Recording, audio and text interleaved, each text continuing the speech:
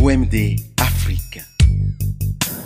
Je viens en ces lieux vous apporter le salut fraternel d'un pays de 274 000 km² où 7 millions d'enfants, de femmes et d'hommes refusent désormais de mourir d'ignorance, de faim et de soif, tout en n'arrivant pas à vivre véritablement depuis un quart de siècle d'existence comme État souverain siégeant à l'ONU. Je viens à cette 39e session vous parler au nom d'un peuple qui, sur la terre de ses ancêtres, a choisi dorénavant de s'affirmer et de s'assumer dans son histoire, dans ses aspects positifs comme dans ses aspects négatifs, sans complexe aucun. Je viens ici enfin, mandaté par le Conseil national de la Révolution du Burkina Faso, pour exprimer les vues de mon peuple concernant les problèmes inscrits à l'ordre du jour et qui constituent la trame tragique des événements qui fissurent douloureusement les fondements du monde en cette fin du XXe siècle. Un monde où l'humanité est transformée en cirque, déchirée par les luttes entre les grands et les semi-grands, battue par les bandes armées, soumise aux violences et aux pillages. Un monde où des nations, se soustrayant à la juridiction internationale, commandent des groupes de hors-la-loi vivant de rapines et organisant d'ignobles trafics de fusils à la main. Je n'ai pas ici la prétention d'énoncer des dogmes. Je ne suis ni un messie, ni un prophète. Je ne détiens aucune vérité. Nous avons jusqu'ici tendu l'autre jour. Les gifles ont été redoublés. Mais le cœur du méchant ne s'est pas attendri. Ils ont piétiné la vérité du juste. Du Christ, ils ont trahi la parole. Ils ont transformé sa croix en massue. Et après qu'il se soit revêtu de sa tunique, ils ont lacéré nos corps et nos âmes. Ils ont obscurci son message. Ils l'ont occidentalisé. Cependant que nous le recevions comme libération universelle. Alors, nos yeux se sont ouverts à la lutte des classes. Il n'y aura plus de gifles. OMD Afrique. Je ne suis ni un messie, ni un prophète. Je ne détiens aucune vérité.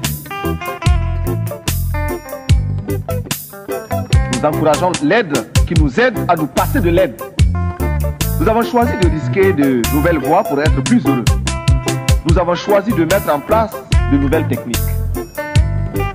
Nous avons choisi de rechercher des formes d'organisation mieux adaptées à notre civilisation, rejetant de manière abrupte et définitive toutes sortes de dictats extérieurs pour créer ainsi les conditions d'une dignité à la hauteur de nos ambitions. Refuser l'état de survie, déferrer les pressions, libérer nos campagnes de l'immobilisme moyen enjeu ou d'une répression, démocratiser notre société, ouvrir les esprits sur un univers de responsabilité collective pour oser inventer l'avenir.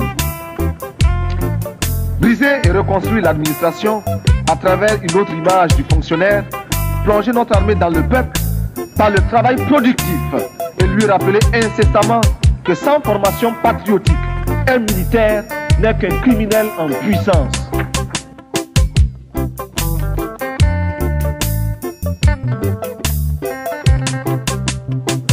Plus rien ne se fera sans la participation des Burkinabés. Rien qui n'ait été au préalable décidé par nous, élaboré par nous. Il n'y aura plus d'attentat à notre pudeur et à notre dignité.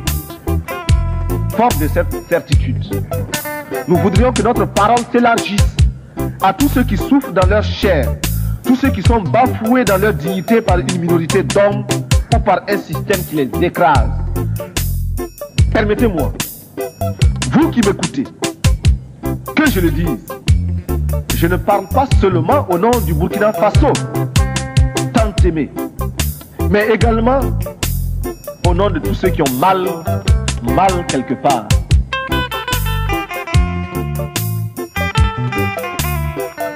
Je parle au nom de ces millions d'êtres qui sont dans les ghettos parce qu'ils ont la peau noire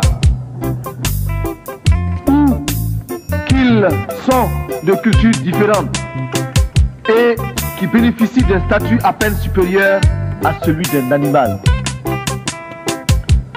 Je souffre au nom des Indiens massacrés, écrasés, humiliés et confinés depuis des siècles dans des réserves, afin qu'ils n'espèrent à aucun droit et que leur culture ne puisse s'enrichir en convolant en noces heureuses au contact d'autres cultures, y compris celle de l'envahisseur.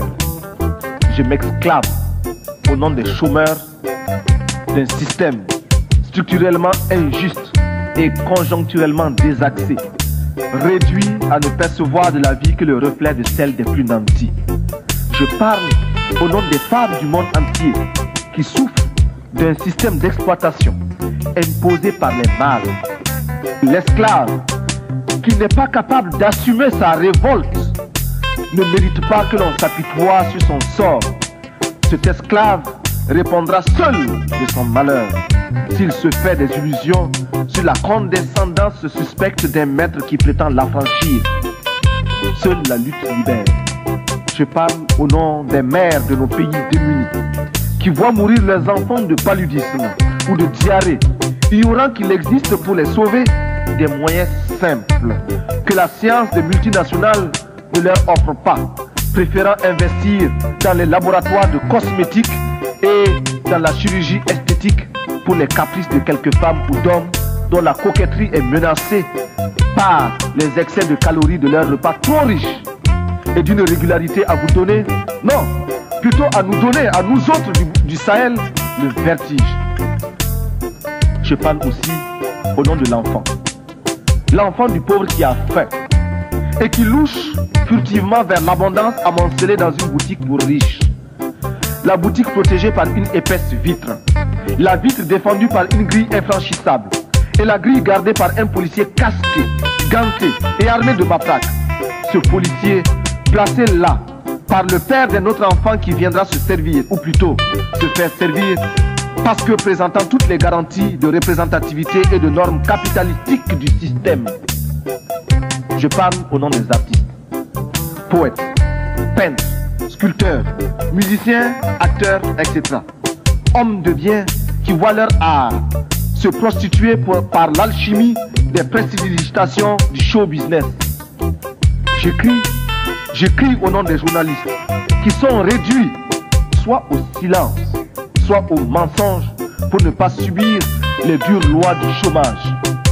Je proteste au nom des sportifs du monde entier dont les muscles sont exploités par les systèmes politiques ou les négociants de l'esclavage moderne des stades. Mon pays est un concentré de tous les malheurs des peuples, une synthèse douloureuse de toutes les souffrances de l'humanité, mais aussi et surtout des espérances de notre lutte. Mais c'est pourquoi je vibre naturellement au nom des malades qui scrutent avec anxiété les horizons d'une science accaparée par les marchands de canons. Mes pensées vont à tous ceux qui sont touchés par la destruction de la nature et à ces 30 millions qui vont mourir comme chaque année abattus par la redoutable arme de la faim.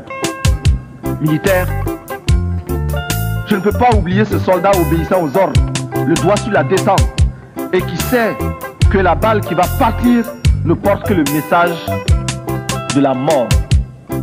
Enfin, je veux m'indigner en pensant aux Palestiniens qu'une humanité inhumaine a choisi de substituer à un autre peuple. Hier encore martyrisé à loisir, je pense à ce vaillant peuple palestinien, c'est-à-dire à ces familles atomisées, errant de par le monde à la quête d'un asile. Courageux, déterminés, stoïques et infatigables, les Palestiniens rappellent à chaque conscience humaine la nécessité et l'obligation morale de respecter les droits d'un peuple.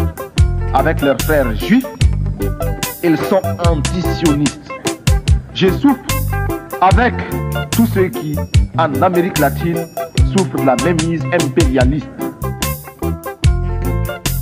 Je m'élève ici, au nom de tous ceux qui cherchent vainement dans quel forum de ce monde ils pourront faire entendre leur voix et la faire prendre en considération réellement. Sur cette tribune, beaucoup m'ont précédé. D'autres viendront après moi. Mais seuls quelques-uns feront la décision. Pourtant, nous sommes officiellement présentés comme égaux. Eh bien, je me fais le porte-voix de tous ceux qui cherchent vainement dans quel forum de ce monde ils peuvent se faire entendre. Oui, je veux donc parler au nom de tous les laissés pour compte, parce que je suis homme, et rien de ce qui est humain ne m'est étranger.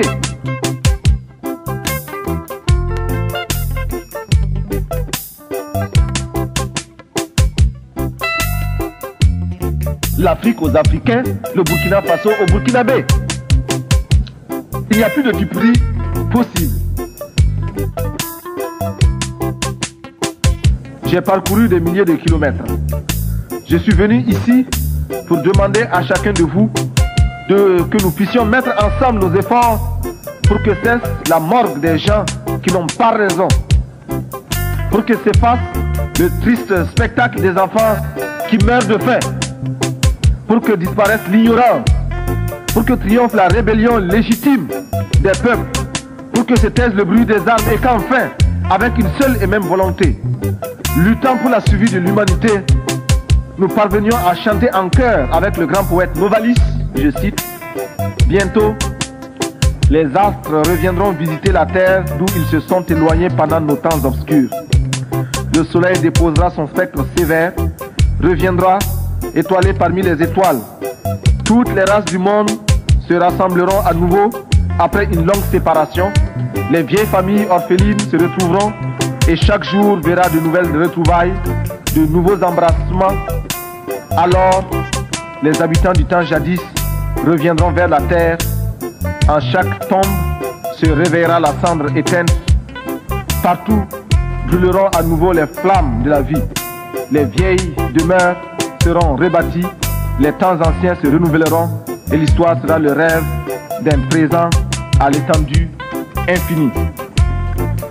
À bas la réaction internationale, à bas l'impérialisme, à bas le néocolonialisme, à bas le fantoschisme.